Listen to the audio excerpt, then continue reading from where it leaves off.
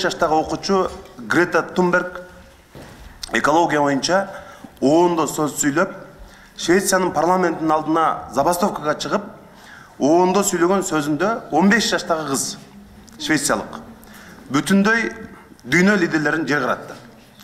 Бүгүн силер жакырчылык боюнча, экология боюнча, билим берүү боюнча, мектептердеги акча чогултуу боюнча бизге окшогон бир канча депутаттарды жер караттыңар.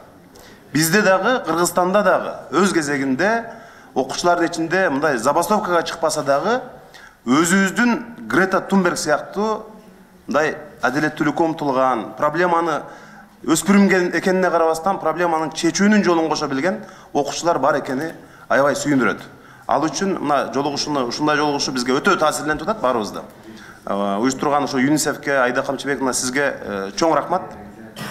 Бардык маселелерди биз жерде калтырбай, сиз эмне үчүн качан чечилет деп суроо берип атпайсызбы? Бизди жарга такап, кокодон алып, ушул жерде отурган депутаттардын бардыгы өзүбүз курган өкмөттү, ушу сиздин суроолоруңуз менен биз дагы бюджет караганда жарга такайбыз.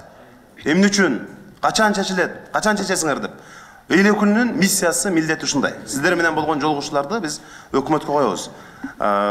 Экология боюнча суроого Марлен Абдрахманович азыр кененирээк жооп берип өттү. Biz hazır bir kança deputatlar mizam dolborunu sunuşladık. Bu sapatsız benzinlerge tıyı salgan. K2, K3.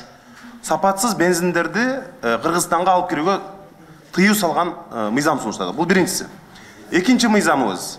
Kırgızstan'da elektromobil kura turgan janagындай zavod, fabrika, zavodlar gelse sırttan özüzün atamekendик işgерleri чет өлкөдөн инвесторлор келип аларга болгон бүт салыктар жеңилдеши керек. Аларды электромобилдерге бүт биз салыктарды ушундай ишкана курам дегендерге кескин мындай жеңилдиктерди беришибиз керек деген экинчи закон бул биз сунуштаган. Үчүнчүсү биз азыр өкмөттү мажбурлашыбыз керек. Мына жогоруда кесиптештерибиз айтып өттү.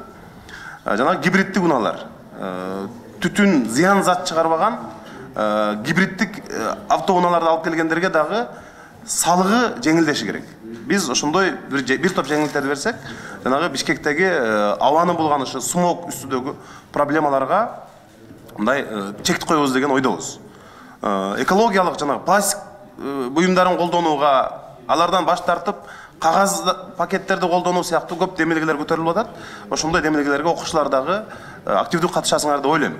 Мына бизде бүгүн окуучулар сөзсүз эле жанагы Швециядагыдай болуп, ошол бир окуучу бүтүндөй дүйнөнү өзгөртө тургандай чоң кадам жасады. Анын кадамын керек болсо Кыргызстанда экологиялык активисттер колдоп чыкты. Ошол окуучудай болгон мындай бир тың көйгөйдү ичинен билген окуучулар бар экени абдан кубандырат. Барыңарга келгениңерге чоң рахмат, жолугушканыңызга абдан кубанычтабыз.